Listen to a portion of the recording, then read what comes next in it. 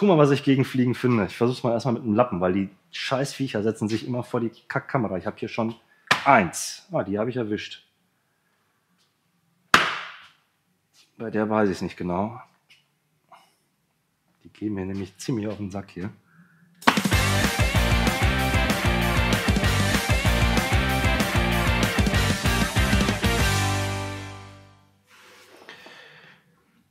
Liebe Leute, heute mal was ganz anderes. Ich filme mal ein bisschen selbst. Ich habe heute einen ruhigen Tag hier, ab jetzt. Wir hatten nämlich gerade noch Meet the Makers, wir haben Samstag. Und ja, manchmal ist es auch mal ganz schön, an einem freien Tag sich, sagen wir mal, ganz unbelastet vom Alltag, sich einem Problem zu widmen.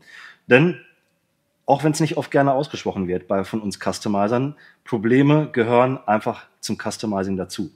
Wir ändern die Bikes, wir versuchen Dinge, die sonst keiner im Vorfeld versucht hat. Und wir haben natürlich auch einfach mit Material zu kämpfen, was halt auch mal nachgibt. Ihr kennt noch einen alten Bekannten, der steht da hinten. Haben wir euch vor ein paar Wochen, glaube ich, vorgestellt in einem Video. Das ist der Racebagger von Barry auf Streetglide-Basis. Folgende Situation passiert. Wir haben die gemappt, die lief auch wunderbar, richtig gut.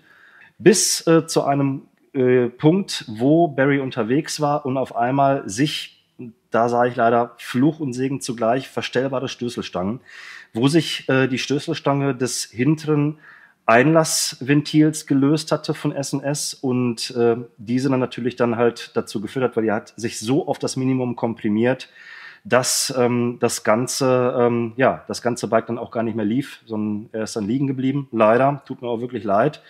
Aber ja, bei verstellbaren Stößelstangen ist das ein Bereich des Möglichen. Wir hatten im Nachhinein noch festgestellt, dass da ein Geräusch ist, was ich zu dem Zeitpunkt als nicht mechanisches Geräusch identifiziert habe, sondern ein Geräusch, was für mich sich anhörte, als würde da irgendwo Luft entweichen. Ich habe das auf eine Undichtigkeit des Auspuffs geschoben und entsprechend dessen geraten, den Auspuff nochmal abzudichten. Das hat der Barry jetzt getan. Leider ist dieses Geräusch nicht weg. Jetzt ist natürlich die große Frage, ist durch die Komprimierung der einstellbaren Stößelstange eventuell ein Folgeschaden entstanden. Was natürlich passieren kann, ihr müsst bedenken, wenn sich die Nockenwelle dreht, ne, die hat ja einen Zapfen, ja, und jedes Mal, wenn natürlich der Zapfen nach oben zeigt, hat sich die Stößelstange natürlich in Bewegung gesetzt, selbst wenn die natürlich nicht auf volle Höhe war. Und dann kann es natürlich sein, dass die gegebenenfalls entweder den Kipphebel oben beschädigt hat, was ich aber nicht glaube, aber das werden wir heute sehen. Ich nehme euch einfach mal komplett mit durch die ganze Geschichte. Oder das natürlich ganz umgekehrt, dass wenn er natürlich zurückgeprallt ist, den Hydroschlüssel von S&S beschädigt hat. Oder es ist was ganz anderes. Also es ist bisher eine Theorie von mir, weil irgendwo muss das Geräusch herkommen. Ich werde das Ganze mal für euch im Zeitraffer aufnehmen und euch mal zwischenzeitlich so meine Erkenntnisse mitteilen und mal gucken, ob wir zusammen das Problem irgendwie gelöst bekommen. Ja, ich hoffe, dass es eine relativ schnelle Sache wird, aber wie so oft, wenn man denkt, es geht schnell, geht es dann doch nicht ganz so schnell. Aber wir gucken mal. Wenn wir Glück haben, bin ich vielleicht in 1,5, 2 Stunden hier durch.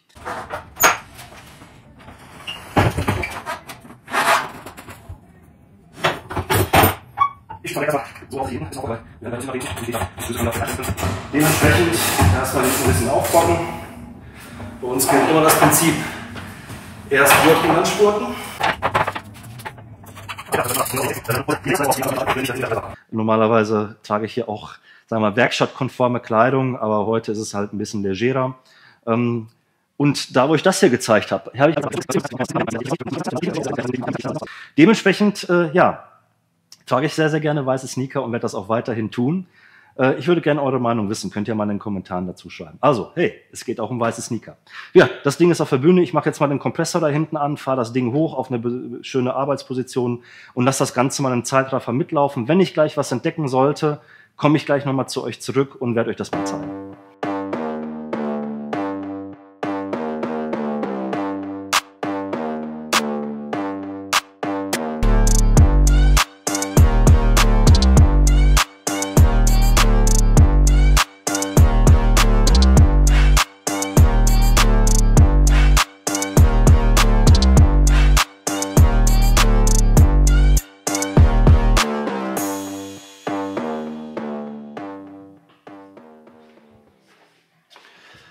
So, liebe Leute, Ich habe jetzt mal erstmal die einstellbaren Stößelstangen ausgebaut. Kurz einmal, dass ihr mal seht.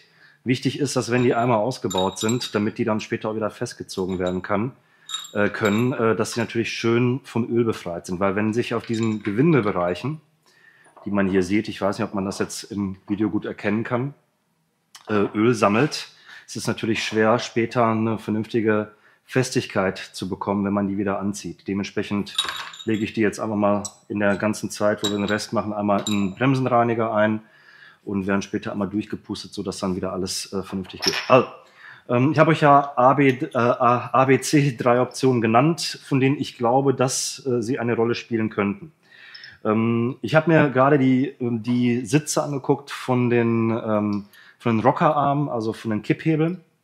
Die sehen in Ordnung aus. Also da ist nichts. Da habe ich ja von vornherein gesagt, dass ich mir nicht vorstellen kann, dass da was ist. Das ist Einlassventil. Darum geht es. Das ist das Problem. Das ist Auslassventil.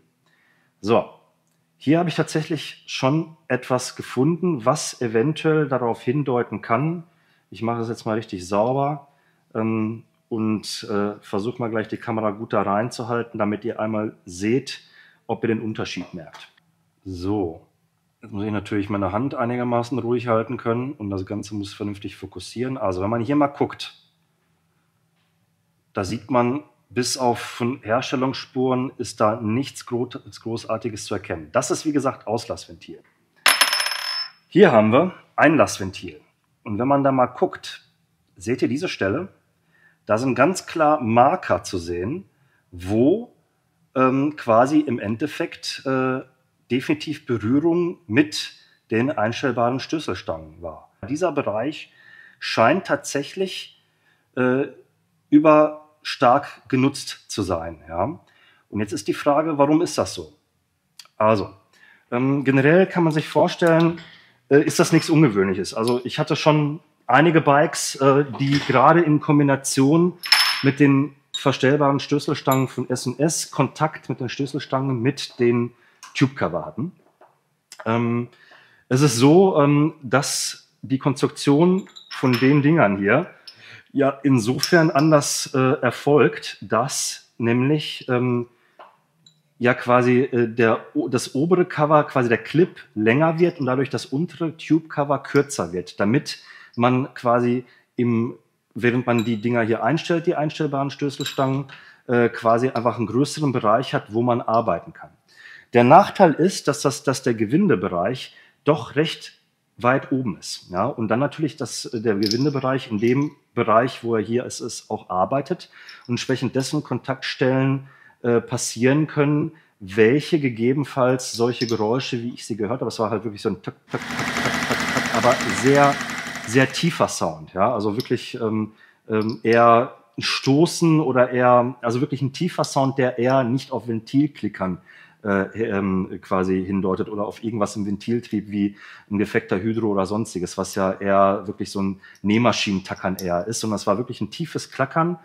Ja, da kann es natürlich durchaus passieren, dass, ich werde es jetzt nicht komplett zusammenbauen, ich versuche mal hier erstmal das Ding hier auszukippen, ja, dass wenn in dem Bereich, auch wenn es jetzt ein bisschen blöd aussieht, wenn gerade jetzt in dem Bereich, wo dann halt vielleicht auch noch die Mutter dabei ist, die hole ich jetzt nicht raus, die ein bisschen versetzt ist, dass quasi klack hier diese Geräuschentwicklung ist, weil genau das ist dann der Bereich, wo dann halt auch das Ganze dann im Endeffekt den Berührungspunkt hat.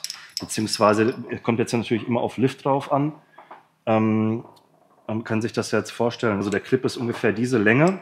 Ja, und genau da ist halt wirklich tatsächlich dann halt auch der Einstellbereich. Der ist ja wesentlich weiter oben. Wenn man sich vorstellt, dass das hier so komprimiert ist, ja, wenn man es halt komplett dann zusammenbaut in dem Bereich, hier ist der Einstellbereich, kann man sich natürlich gut vorstellen, dass genau bei dem Bewegungsaspekt, wenn er natürlich unten und oben ist, ja, halt in dem Moment halt auch natürlich dann dieser Punkt da ist. Weil im komprimierten Zustand schieben wir das Ganze ja nach oben. Ja.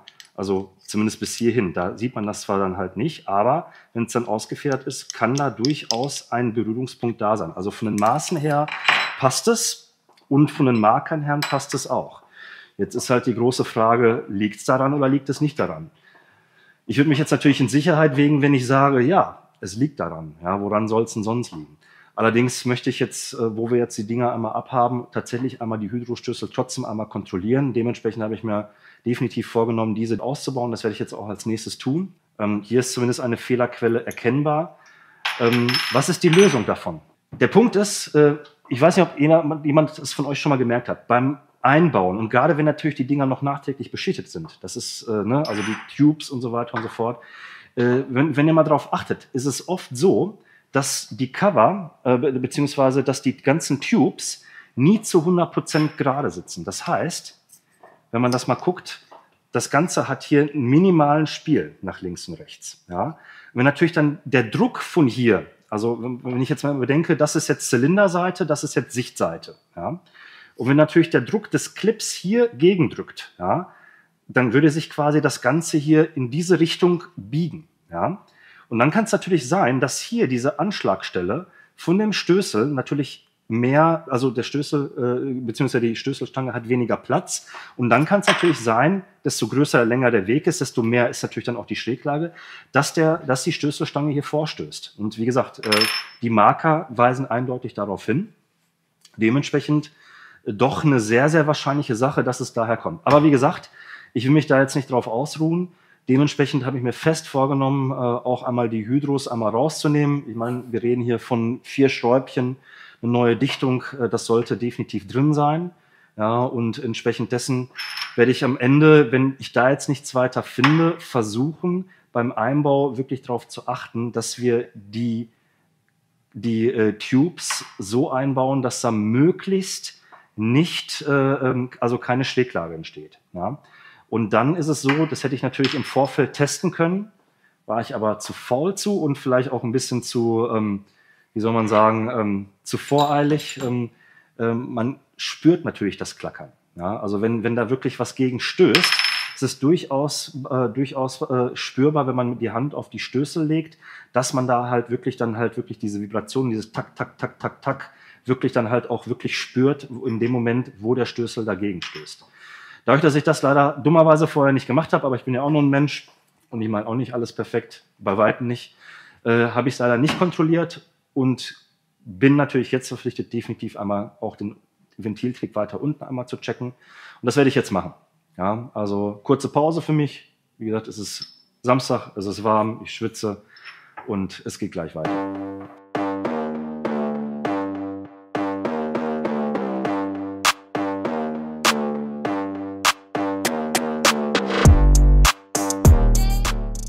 So Leute, ich wollte eigentlich die Hydros komplett ausbauen, aber ich habe mir das jetzt mal gerade hier angeguckt.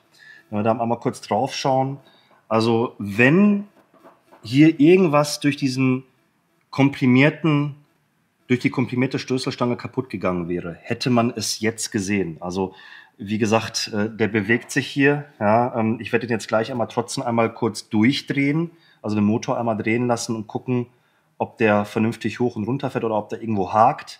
Aber hier sind keine Marker oder irgendwelche anderen Anzeichen von Beschädigungen da, die dadurch entstanden sein könnten. Einfach um sicher zu gehen, löse ich jetzt einmal die Schraube, dann kann ich euch auch gleich einmal zeigen, wie wir hier die ganze Geschichte mit den Hydrocuffs einmessen. Das ist auch eine wichtige Geschichte. Die Hydrocuffs sind ja nur mit einer Schraube befestigt. Es gibt mittlerweile verschiedene Hersteller, unter anderem S&S ist so der bekannteste, Fuel Motor hat eigene. Don Performance bringt eigene Cuffs raus, bin ich auch sehr gespannt drauf. Ich glaube, die Jungs werden definitiv super, super Qualität auf den Markt bringen. Und was ist erstmal der Unterschied zwischen S&S und Fuel Motor?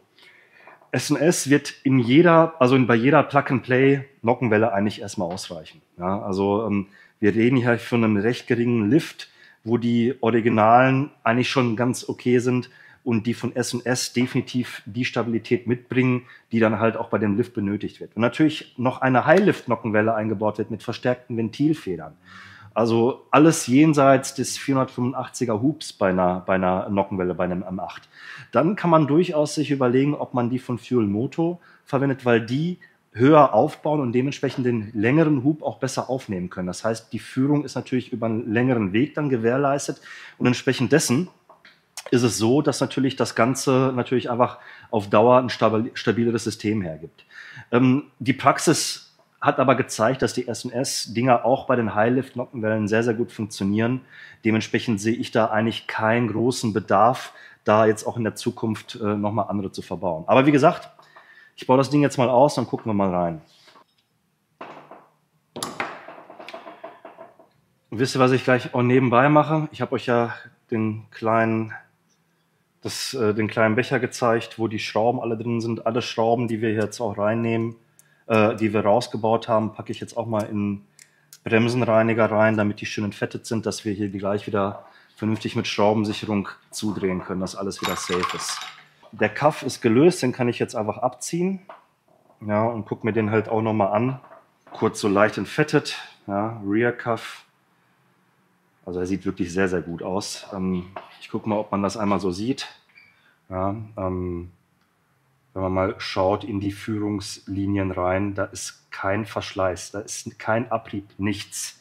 Ja, und das zeigt halt einfach auch, dass die Dinger wirklich sehr, sehr gut drin waren und sehr, sehr gut eingemessen waren. Dementsprechend, ja, also das ist schon ein gutes Bild, was das Ganze halt wirklich dann halt auch nochmal bestätigt, dass wir das definitiv richtig gemacht haben. Ja, Hydrokaff ist schon mal raus, den tue ich mal auch in Bremsenreiniger rein.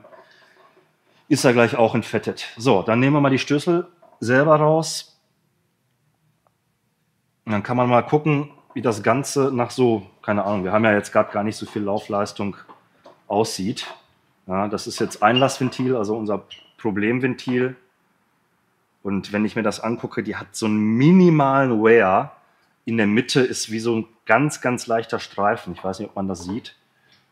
Ich versuche es mal zu zeigen. Also ich denke mal, so gegen das Licht kann man es vielleicht so leicht erkennen. Ich würde das behaupten, das ist nichts. Ich habe sie jetzt genau so, wie ich sie rausgenommen habe. Wichtig, ne?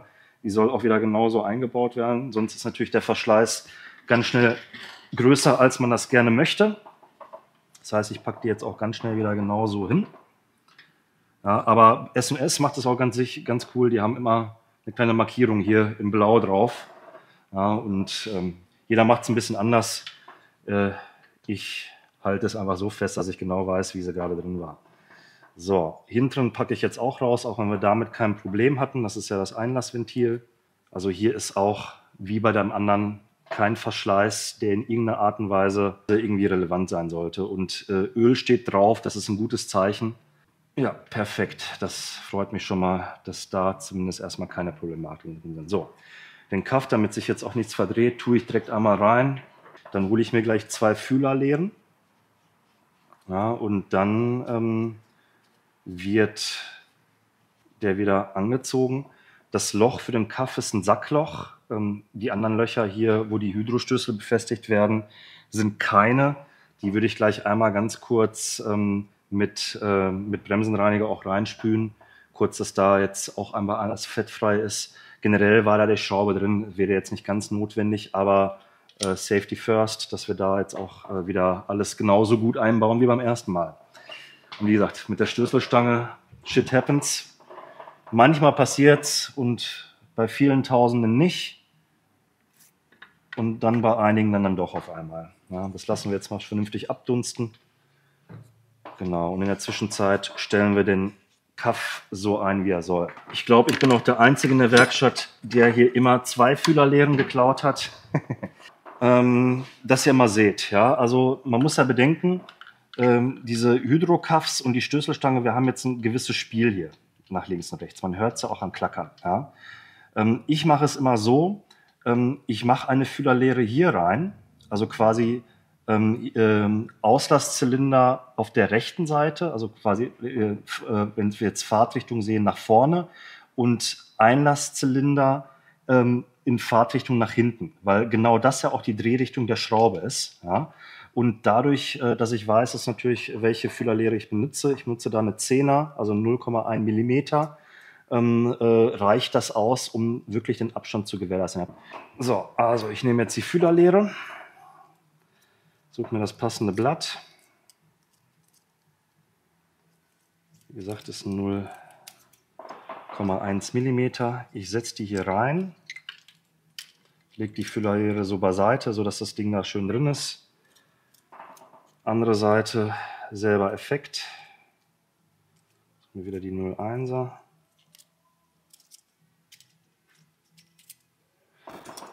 Packe ich hier bei. Sitzt sie wieder zwischen Kaff und Hydro. Na, wollte am Anfang nicht so. Klack. Und lege die Füllerleeren so, dass die Dinger da möglichst da bleiben. Jetzt hole ich mir die Schraube aus dem Bremsenreiniger, ohne hier alles voll zu sauen, dass der Stefan mich am Dienstag, wir haben am Montag Feiertag, anmeckert. Liebe Grüße an ihn mal, wenn er das mal abgucken sollte.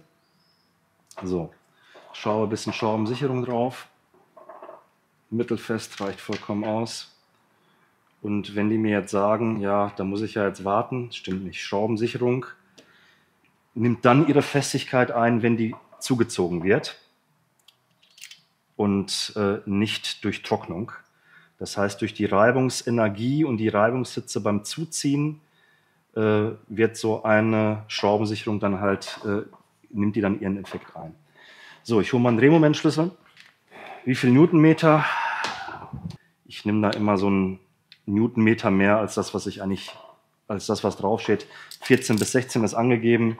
Wenn ich jetzt hier mit 15 arbeite, bin ich da auf jeden Fall im safen Bereich. Klack, das war's schon. Ich kann die Füllerleere rausnehmen. Teste natürlich direkt mal in den anderen Bereichen. Ja, da geht die durch. Da geht die auch durch. So, aber jetzt, um den Effekt natürlich dann, beziehungsweise um zu gucken, ob es jetzt wirklich funktioniert, drehe ich mal auf der anderen Seite die Kerzen raus und guck mal, Hinterrad ist oben, genau, und drehe einmal das Hinterrad, also Kompression erstmal weg, Hinterrad drehen und zu gucken, ob die wirklich selbstständig nach oben kommen, ohne irgendwelchen Widerstand und vor allen Dingen wieder runterfallen. Das ist eigentlich das Ausschlaggebende. Ne? Also nach oben kommen sie immer auch irgendwie gegen Widerstand. Wir müssen ja bedenken, dass wir da einen riesen Drehmoment vom Motor haben. Und entsprechend dessen ist das Runterfallen, das Selbstständige, weg. Man kann es jetzt auch anders prüfen. Ich zeige euch das mal eben. Ihr könnt jetzt auch einen Magneten nehmen. Wo habe ich denn hier einen? Finde ich gerade nicht. Ich gucke mal kurz bei Stefan nach. Bei Stefan ist es nur wichtig, dass alles an seinen Platz kommt. Und dafür muss ich sagen, habe ich enormen Respekt, weil bei ihm ist auch wirklich immer alles an seinem Platz. Und ich weiß, dass ich bei ihm definitiv schneller Magneten finde als bei mir. So. Jetzt gucke ich mir natürlich an, ob der Magnet sauber ist. Hier war noch ein bisschen Dreck drauf. Einmal lösen. Jetzt kann ich mir den Hydro schnappen und nach oben nehmen.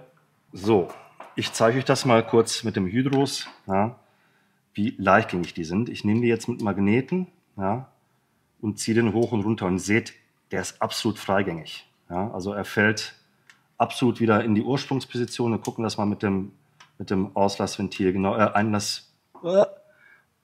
Auslassventil, sorry, jetzt war ich gerade kurz nicht auf der Spur, ne, genau dasselbe. Da kann ich mir das mit dem Hinterrad sparen, auch wenn ich da gleich sowieso noch mal ran muss, weil spätestens, wenn wir die Stößelstangen gleich wieder einstellen, muss das Ganze dann auch wieder ab. So, wie gesagt, ich werde jetzt auf jeden Fall mal die Zündkerzen auf der linken Motorseite einmal ziehen, um die Kompression vom Motor wegzubekommen, dass ich das Hinterrad gleich drehen kann. Dann habe ich das schon mal hinter mir. Zündkerzen sehen gut aus. Ja, also ich denke mal, man kann es ganz gut erkennen. Das ist die hintere. Hier sind jetzt Taylor-Zündkabel verbaut. Generell ist in der ganzen Tuning-Szene wird viel über Zündkabel diskutiert. Es ist oft so, dass gerade Billig-Zündkabel dazu zählen, Taylor leider dazu. Das merkt man oft, mangelhafte Isolierung und so weiter und so fort. Und vor allem die Widerstände sind ganz, ganz anders als die von den Original- oder Screaming Eagle oder High-Performance-Zündkabeln. Entsprechend dessen, sollte man gucken, dass da auf jeden Fall die Zündtabelle entsprechend gut gestaltet ist. Ja? Und jetzt habe ich hier die zweite Zündkerze. Man sieht absolut ähnlich. Ja? Also das heißt, die Verbrennung ist wirklich optimal. So, ich weiß nicht, ob mir das schon aufgefallen hat. Ich habe hier gerade irgendwie einen Fliegenangriff. Ich glaube, den bekämpfe ich jetzt erstmal. Scheiß Viecher setzen sich immer vor die Kackkamera. Ich habe hier schon 1. So Leute, ich hoffe, ich habe dieses scheiß Fliegenproblem in den Griff gekriegt. Ja, also ja, Kerzen sind gezogen. Das heißt, die Kompressionen von den Zylindern sind raus. Das heißt, ich kann den Motor jetzt gleich auch mal drehen. Ich mache das immer so, dass ich einfach erfühle beim Hinterraddrehen, wann beide quasi Stößel, also Hydrostößel, an dem untersten Punkt angelangt sind.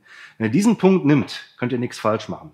Und da ist auch wirklich immer etwas Spiel nach vorne, nach hinten, weil ihr müsst ja bedenken, die Zapfen auf der Nockenwelle, bis sie dann wieder in den Hubbereich kommen, das dauert ein bisschen. Dementsprechend dreht die Nockenwelle, beziehungsweise dreht den Motor so lange, bis ihr wirklich fühlt, dass beide Nockenwellen unten sind. Am besten einmal so eine komplette Motorumdrehung, dass der eine, also quasi in dem Zylinder, wo ihr gerade arbeitet, einer hoch und runter geht, der andere hoch und runter geht. Und dann, wisst ihr, sind beide unten. Das ist der Punkt, wo ihr die Stößelstange einstellen könnt. Und ja, bevor ich das machen kann, brauche ich hier erstmal eine neue Dichtung für den Fuß. Die hole ich mir mal eben. So, hier in dem Fall nutze ich gerne tatsächlich Aluminium beschichtete Dichtung, aber da ist auch jeder ein bisschen anders. So, das ist falsch rum. Klar, dann hole ich mir die Schrauben raus. Wir haben jetzt entfettete Schrauben. Schön abtrocknen. Übrigens, mein Lieblingswerkzeug ist dieses kleine Ding. Das ist ein Vera Mini Cyclopratschenschlüssel. Ich weiß nicht, ob man das jetzt in der Kamera sieht. Ich denke schon. Super, super hilfreich, gerade wenn da, wo nicht viel Platz ist.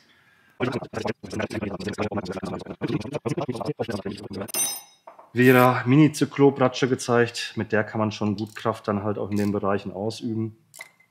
Das mache ich jetzt wirklich, wie gesagt, nach viel. Ja, und da komme ich tatsächlich dann halt auch an die hinteren Schrauben ran, ohne was zu beschädigen, weder am Motor noch an den Abdeckungen. Na. Wie gesagt, da muss man wirklich mit Feingefühl hier dann arbeiten. Und dann kriegt man das auch gut hin. Gut, das war's schon hier in dem Fall. So, dann natürlich die großen O-Ringe nicht vergessen, hätte ich mir hier schon vorhin beiseite gelegt. Die mache ich natürlich einmal sauber. Bei O-Ringen, also bei Flächendichtung immer neue nehmen, bei O-Ringen wenigstens einmal kontrollieren, wie sie aussehen. Das ist schon wichtig. Ja, sie sollten nicht verschmutzt sein oder sonstiges. Geht mit den O-Ringen nicht mit Bremsenreiniger dran oder sonstiges, würde ich nicht machen. Ja, der Nachteil des Bremsenreiniger ist, einige Materialien saugen sich mit dem Bremsenreiniger voll. Und dann hat man im Nachhinein das Problem, dass die dann durch das Vollsaugen einfach von der Größe ganz anders sind und nicht mehr dann in die Passform haben, wie sie eigentlich haben sollten. Ja. So, dann wäre jetzt quasi der nächste Step, den Motor zu drehen. Was ich vorhin gesagt hatte, hätte ich natürlich auch machen können, als ich gerade alles gesehen habe. Das geht natürlich aber auch im ersten Umgang. Drehe ich die mal, dass ich die in Gang schalte. So, und jetzt bin ich an dem Punkt, wo beide unten sind. Jetzt kann ich ganz entspannt beide Stößelstangen einbauen. So, jetzt bin ich am Überlegen, ob ich aufgrund der Tatsache, dass ich die Probleme hatte, einfach mal beide Cover tausche, weil, wie ihr mitbekommen habt, ich habe eigentlich noch gar keine Lösung für die ganze Geschichte. Und wisst ihr was, das werde ich jetzt auch tun. Ich werde das jetzt so machen, dass ich das Cover, was vorhin quasi den Einlasszylinder hatte, jetzt für einen Auslasszylinder nehme und genau umgekehrt und hoffe, dass wir dadurch dann durch eine gewisse Drehposition dahin kommen, wo wir hinkommen wollen. So, dann bauen wir die Dinger mal wieder zusammen. Die Cups und so nehme ich natürlich genauso, wie sie sollten, wie sie vorher auch waren. Kann man sich auch mal direkt mal angucken, ob die noch gerade sind. Das habe ich auch schon mal erlebt bei einstellbaren. So, je nachdem, welche Marke man an verstellbaren Stößelstangen nutzt, gibt es verschiedene Art und Weise, die einzustellen, beziehungsweise eigentlich ist die Art und Weise immer gleich, aber es geht halt um den Moment, wo quasi der Druckpunkt beginnt, wo man dann quasi Kontakt nach oben und hinten, nach oben und unten hat und wo dann quasi die Stößelstange gegen den Hydro komprimiert. Ja, und das ist natürlich klar, da gibt es einen bestimmten Lift, der eingehalten werden muss. Die Leute mögen es hier nicht unbedingt, aber ich habe es so für mich einfach identifiziert, dass es am einfachsten ist, da auch keine Fehler zu machen, einfach laut mitzuzählen. So, ich bin an dem Punkt angekommen, wo quasi der Kompressionsdruck anfängt, also gegen den Hydro. Ja. Und jetzt sind es 24 Flats, das heißt, wir haben ja 6 Flats pro Umdrehung und bei 24 Flats sind es also 4 ganze Umdrehungen. Man kann es auch mit 4 ganzen Umdrehungen zählen, sich eine Markierung machen und so weiter und so fort. Ich zähle einfach laut bis 24 und dann weiß ich ganz genau, ich bin am richtigen Punkt. 1, 2, 3, 4, 5, 6, 7, 8, 9, 10, 11, 12, 13, 14, 15, 16, 17, 18, 19, 20, 21, 22, 23, 24. Ja, das war's. Jetzt wird gekontert. Und danach müssen wir erstmal ein bisschen warten. Denn, was gerade auch ganz klar ersichtlich war, die Hydros sind nagelneu. Entsprechend haben die auch noch enorm massig Bums und Druck. Und das ist halt auch der Grund, warum die natürlich viel, viel schwerer zu drehen sind, als sie neu waren und noch nicht befüllt waren mit Öl. Und entsprechend dessen ist der Widerstand jetzt auch schon von Anfang an super, super stark. Und um den Motor natürlich nicht zu beschädigen, müssen wir gleich, beziehungsweise jetzt sofort, denn ich bin jetzt mit dem Prozess fertig, warten, bis sich der Hydro gesetzt hat. Das heißt, dass er dem Druck der Stößelstange nachgegeben hat. Und das kann durchaus jetzt 15 bis 20 Minuten dauern. Und die Zeit nehme ich mir jetzt auch und warte ab, bis ich den nächsten mache. A few moments later. Ich habe euch gerade noch gesagt, O-Ringe muss man nicht immer ersetzen. Ja, Flächendichtung immer, O-Ringe aber immer kontrollieren, immer sauber machen. Und ich zeige euch mal auch aus dem Grund, warum man die kontrollieren sollte. Diese O-Ringe sind jetzt, wenn überhaupt, ein paar hundert Kilometer drin. Also wirklich nicht lange. Das ist jetzt ein neuer O-Ring und das ist der alte. Und ich zeige euch den mal in der Kamera. Jetzt guckt mal an, wie der da schon aussieht. Das ist natürlich schon übel. Ja, dementsprechend kommt das Ding jetzt ab in den Müll. Da kommt jetzt ein neuer rein. Ich habe jetzt in der Zwischenzeit so ein bisschen vorbereitet für die ganze Geschichte. Habt hier schon mal alles sauber gemacht. Die Stößelstange bin ich gerade dabei. Ich check mal in der Zwischenzeit ab, ob sich der andere Hydro gesetzt hat. Ne, der ist noch knüppelfest. Der wird noch ein bisschen brauchen. Ja, wie gesagt, in der Zwischenzeit setze ich mal den anderen wieder zusammen. Ja, guck mir das auch immer alles an. Die Unterlegscheibe nicht vergessen. Mir ist übrigens bei den ersten M8-Modellen, also bei der ersten M8, wo ich einen Cam-Change gemacht habe, aufgefallen, wie schnell man quasi so in so Dinge verfällt, wie, ja, die so Regelmäßigkeiten sind, die Alltag sind. Und zwar ist es so, dass natürlich die M8 originalen Tube-Cover sind ganz anders aufgebaut als das, was in den letzten Jahren ist. Und zwar geht es tatsächlich um diesen O-Ring, der quasi in der Mitte des Tube-Covers ist. Ihr wisst, pro Cover gibt es 2 O-Ringe, einen nach oben hin, einen nach unten, einen in der Mitte. Und bei der alten Version ist es so, dass der einfach hier quasi draufgezogen wird. Allerdings nicht bei der Milwaukee A-Tube-Covern. Da bitte aufpassen. Da ist es so, dass dieser O-Ring quasi, das kann ich euch mal in einem anderen Video irgendwann mal zeigen, in dem unteren Tube drin ist. Man sieht bei dem unteren Tube im Original wie eine kleine Ausbuchtung, wo dann der O-Ring reingesetzt wird. Ja? Wenn man den jetzt quasi so reinbauen würde, würde alles undicht werden. Sollte man natürlich nicht tun. Es ist selten, dass man natürlich dann die originalen Tube-Cover nutzt bei solchen Umbauten, aber wie gesagt, bei Fuel Moto, bei den verstellbaren Stößelstangen ist es durchaus möglich, dass man die halt mal auch gebrauchen könnte. Und entsprechend dessen würde ich definitiv sagen, sollte man da ganz, ganz stark drauf achten. Ja, ich kontrolliere alle paar. Oh, jetzt lässt er sich leicht drehen. Ja, also leicht heißt, er bewegt sich ein bisschen, nicht, dass er sich leicht drehen lässt. Dementsprechend, wir warten auf jeden Fall noch ein bisschen ab. Gucken wir mal gleich weiter. A few moments later. So, knapp 20 Minuten um. Der Hydro hat sich gesetzt, kann sich drehen. So, jetzt ist es natürlich so, wo viele natürlich sich ihre schön beschichteten Bereiche kaputt machen, muss man jetzt den Clip einbauen. Der ist bei S&S ein bisschen anders aufgebaut als bei den Originalen. Bei den Originalen gibt es ja wie so einen kleinen Ausleger, wo man mit der Zange ziehen kann. Bei S&S leider ein bisschen unglücklich gemacht, deswegen auch da ist die Fuel-Motor-Geschichte durchaus interessant, dass man die Originalen weiter nutzen kann, weil da durchaus wesentlich weniger Schäden an beschichteten Teilen, wie zum Beispiel den Cups, also diese blauen Dingern beim Einspannen passieren, weil das kann man so gut wie nicht vermeiden. Selbst wenn man da jetzt, wie ich jetzt mit einem Schraubenzieher arbeitet, den umwickelt mit einem Tuch und so weiter und so fort, ist das nicht vollends zu vermeiden. Ich mache das so, gerade jetzt, wenn die Dinger schon mal einmal ein- und ausgebaut waren, ich gucke mir an, wo der hässlichste Teil des Ganzen ist, drehe den quasi nach vorne hin, da wo der halt eingebaut ist, und drehe dann im Nachhinein, wenn der Clip drin ist, quasi nach hinten. Das ist natürlich nicht leicht, dafür braucht man gleich auch ein bisschen WD-40 oder ein Öl, dass man den halt vernünftig drehen kann. Dabei den Clip auch schön vernünftig reindrücken, damit der sich da nicht irgendwie löst und oben drauf schabt. Wie gesagt, eine Patentlösung gibt es dazu nicht.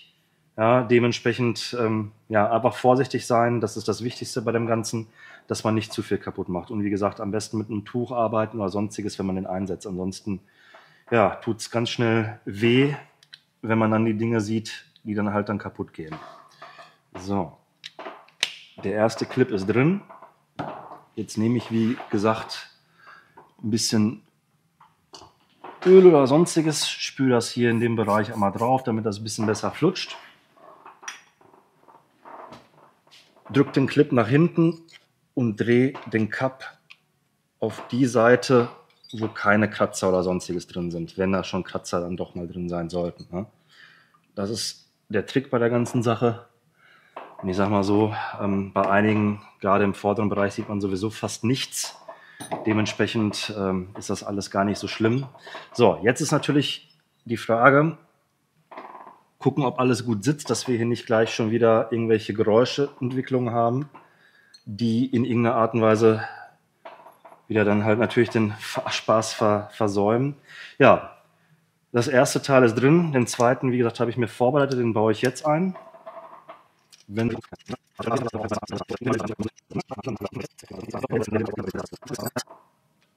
Gut, wir warten wieder 15, 20 Minuten. Ich melde mich gleich wieder bei euch.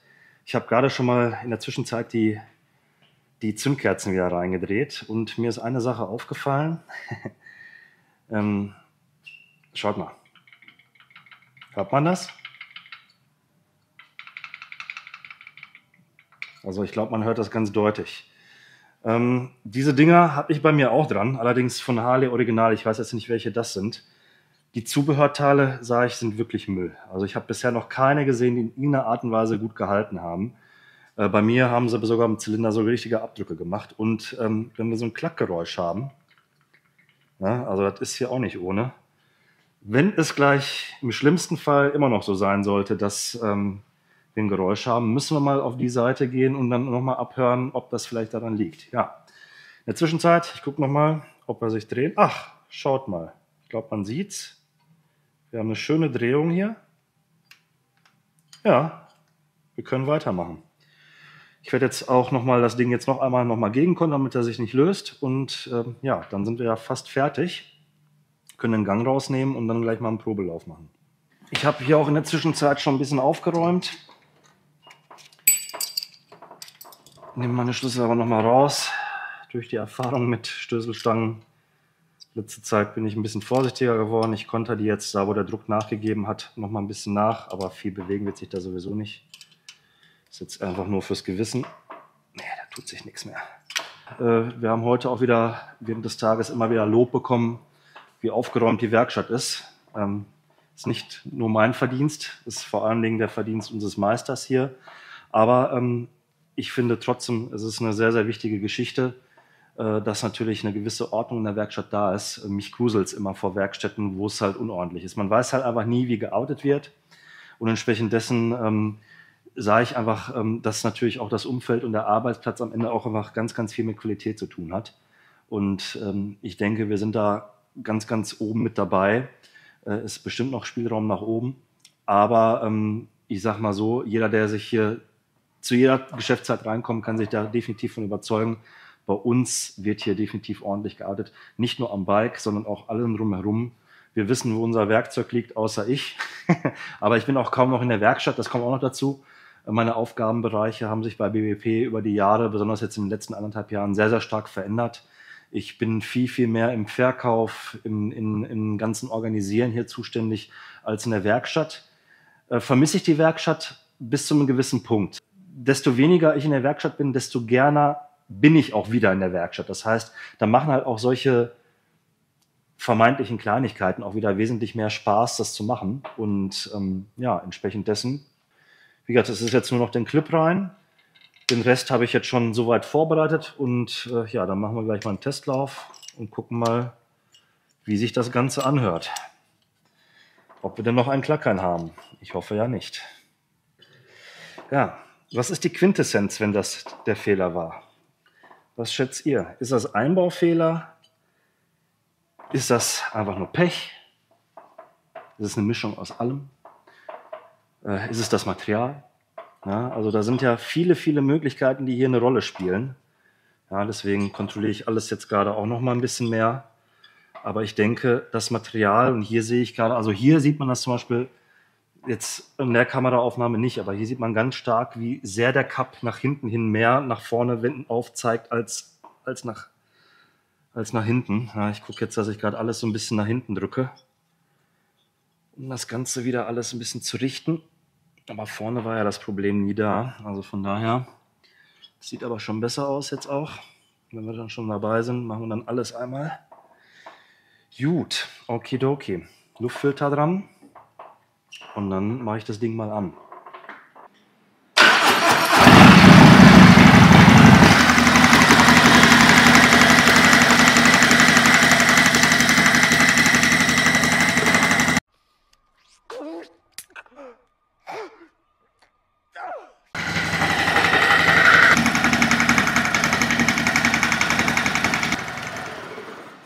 Also Leute, ja, was soll ich dazu sagen? Das Geräusch ist noch da.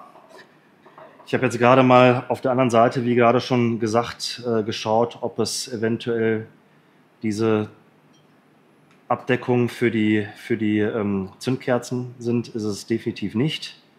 Ja, liebe Leute, nochmal um darauf hinzukommen. Was ist die Quintessenz aus diesem Video?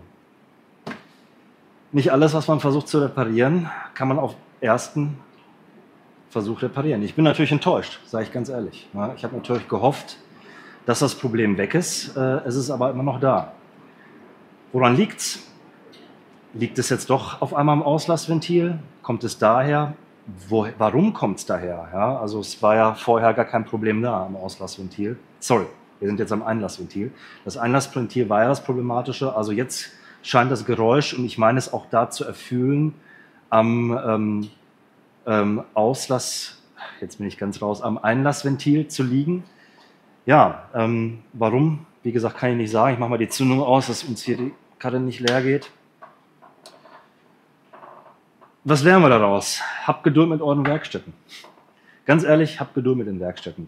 Wir machen hier einen guten Job und ich weiß, dass alle Werkstätten, die auch Bestand haben und seit Jahren bestehen und auch sich neu formiert haben, wirklich sehr, sehr solide und sehr, sehr gut arbeiten. Es ist aber so, gerade im Customizing-Bereich, dass halt Probleme auftauchen. Man kann auch eine Harley kaufen und sie original fahren und dann, wenn was ist, im Rahmen der Werksgarantie reparieren lassen. Aber das ist ja nicht das, was Harley-Davidson ausmacht. Das ist nicht das, was unsere Lebenskultur als Biker bzw. als Fahrer von Harley ausmacht. Unsere Lebenskultur macht aus, dass wir ja Bock haben, die Bikes umzubauen. Wir haben Bock auf mehr Leistung, wir haben Bock auf andere Felgen, wir haben Bock auf andere Farben, wir haben Bock auf immens viel Zubehör. Wir wollen das Bike zu dem machen, was uns ja auch selbst ausmacht, was wir gerade in dem Moment fühlen. Und nicht immer ist der Weg dahin einfacher. Wir haben ganz, ganz, ganz viele Kunden, ich würde sagen, bestimmt 95% der Kunden gehen hier raus und sind super, super happy. Und das bin ich mir ganz sicher, dass es bei den anderen Werkstätten genauso ist. Und diese 5%, die es dann halt nicht sind, das ist natürlich schade, weil wir alle natürlich immer auch daran interessiert sind, euch natürlich den bestmöglichen Service zu bieten und auch natürlich, wir würden natürlich gerne von Anfang an euch auch glücklich machen mit dem, was wir an Arbeit haben. Also nicht nur bei BWP, sondern auch bei allen anderen Werkstätten. Es ist aber nicht immer möglich. Und wie gesagt, jetzt war ja quasi etwas klar ersichtlich. Aber es war es nicht. Es war nicht die Lösung des Problems. Ich bin natürlich jetzt ein bisschen enttäuscht, wie ich es gerade auch schon gesagt habe. Mal gucken, ob wir euch damit auf dem Laufenden halten oder ob ich das Ding, der Kanal ist 100 Meter weiter, gleich da einmal versenke. Was das Ergebnis sein wird, werde ich euch auf jeden Fall wissen lassen. Vielleicht ist es was Kleines, vielleicht ist es was Größeres. Ich kann es gerade aktuell nicht sagen. Es fühlt sich, wie gesagt, jetzt einlassventilmäßig an. Ob es das war, wir werden sehen. Alles klar. Trotzdem gefällt mir ein Abo dalassen. Das war absolut real life, absolut Alltag, was hier auch mal passiert. Und wie gesagt, es ist halt nicht immer alles Friede, Freude, Eierkuchen. Es sind halt auch mal so Scheißbaustellen wie das. Ich wünschte, ich könnte drüber streicheln, nett angucken und fragen, hey, warum geht's denn schlecht? Aber so funktioniert leider die Branche nicht. Wir müssen diagnostizieren, probieren und am Ende hoffentlich den Fehler finden. Several days later. Ja, in dem Video habt ihr ja gesehen, wie ich mich einem Problem bei einer Street Glide, bei dem Performance Bigger, den wir euch vor ein paar Wochen vorgestellt haben, ganz, ganz selten passiert sowas, dass sich mal eine verstellbare Stößelstange löst. Die Maschine kam dann zu uns. Wir haben das wieder alles gerichtet, wir haben die Stößelstange komplett einmal ausgewechselt, haben auch alles nachgeguckt, ob irgendwas in Schaden dadurch entstanden ist, war aber nicht der Fall. Allerdings ist uns direkt aufgefallen, dass nach der ganzen Geschichte ein komisches Klickgeräusch aus dem Motor kam. Klick würde ich jetzt vorsichtig sagen, ob es jetzt mechanisches Klicken ist, weil gleich im Großen und Ganzen im Kontext werden wir nämlich rausfinden, dass das eigentlich kein mechanisches Geräusch war in dem Sinne. Ich habe es damals auf den Auspuff geschoben, weil ich solche Geräusche auch kenne von undichten Krümmern. Ich habe dem Kunden damals empfohlen dazu, ich habe ihm 2 Krümmerdichtungen mitgegeben, macht das zu Hause nochmal fertig, der musste die sowieso nochmal abbauen, weil er die Easy Clutch ausbauen wollte. In diesem Video habe ich halt geguckt, weil ich zu dem Zeitpunkt mir überhaupt nicht erklären konnte, wo dieses Geräusch herkommt, wenn es jetzt nicht an einem Auspuff liegt, weil das hat er zu dem Zeitpunkt schon ausgeschlossen. Ich habe geguckt, ob vielleicht Fehlerquellen von uns eingebaut wurden, was ja durchaus mal passieren kann. Selten, aber sowas passiert. Dementsprechend, weil das Geräusch eher aus dem Ventiltrieb für mich hörbar war, aus dem Stößelbereich, zumindest habe ich sehr, sehr gut komischerweise auf dem Stößel des Einlasszylinders gesehen, also beziehungsweise abhören können. Da habe ich gedacht, okay, nehme ich mal alles zusammen, kontrolliere die Hydrostößel, kontrolliere die Stößelstangen nochmal, gucke mir die Sätze der Kipphebel an und so weiter und so fort. Das habe ich in diesem Video gemacht und ihr habt ja am Ende gesehen, dass ich da auch recht frustriert war, als ich alles wieder zusammen hatte, alles getestet habe und auch vermeintlich einen Fehler entdeckt hatte. Leider lag es nicht daran, klar. Dann dachte ich natürlich, scheiße, was ist es denn jetzt? Dann war für mich klar, okay, dann muss das irgendein Teilbereich sein, wo wir gar nicht dran waren, wo ein Fehler ist. Und mit Rücksprache des Kunden haben wir uns dann entschlossen, natürlich dann weiter den Ventiltrieb zu untersuchen, und zwar Kipphebelbereich. Ob vielleicht im Kipphebelbereich irgendeine Schraube nicht angezogen war, dass irgendwie oder die Welle verzogen ist, was weiß ich. Und habe dann Anfang dieser Woche den Tank abgebaut und war jetzt guter Dinge, habe mir schon mein Werkzeug zusammengesucht, um den Kipphebeldeckel abzumachen. Und bevor ich das getan habe, Gott sei Dank war ich noch nicht so weit, wollte ich die Zündkerzenstecker rausziehen, weil man kriegt ja bei einem Milwaukee 8 durch diese Doppelzündung den Kipphebel nicht ab, ohne die Zündkerzenstecker rauszuziehen. Und auf einmal guckte ich auf dem hinteren Zylinder und was war? Ich habe ein Foto, das zeigen wir euch in diesem Video. Und ich habe gesehen, dass der Zündkerzenstecker gar nicht auf der Zündkerze war. Der lag daneben. Also der war quasi neben der Zündkerze, zwischen Zündkerzen und Motor. WLAN. Bitte? WLAN, ja. Also ich hätte nie gedacht, also davon mal abgesehen, also das war wirklich das Problem, als der Zündkerzenstecker wieder drauf war. Ich habe kurz überlegt, gucke ich mir jetzt trotzdem die Kipphebel, weil ich dachte, okay, es ist schneller, den Tank wieder dran zu bauen, das Ding mal zu starten, und tatsächlich, das Geräusch war weg. Unfassbar. Ich hätte nicht gedacht, dass die Milwaukee 8 tatsächlich so mit einem mechanisch wirkenden Geräusch auf eine nicht in Funktion stehende Zündkerze reagiert. Das ist total abgefahren. Kannst du dir das vorstellen? Ja, und so ein Aufriss für so eine scheiß einfache Sache. Ja. Klar, man denkt natürlich erstmal dran, was hat man selbst gemacht? Wir waren als Letzte an der Maschine dran. Na, aber das kann auch einfach nur Zufall gewesen sein. Ja, also ihr seht, nicht immer führt der erste Weg zum Ziel in diesem Video. Manchmal braucht man 1, 2, 3 Anläufe und 1, 2, 3 Versuche, um den passenden Weg zu finden und beziehungsweise auch das Problem dann auch wirklich analysieren zu können, diagnostizieren zu können. Wenn euch das Video gefallen hat, ist dann mal was ganz anderes, auch von der Aufnahme. Heute ist natürlich ein bisschen Zeit vergangen, von dem, wo ich es gemacht habe. Das war ja nach unserem letzten Meet the Makers.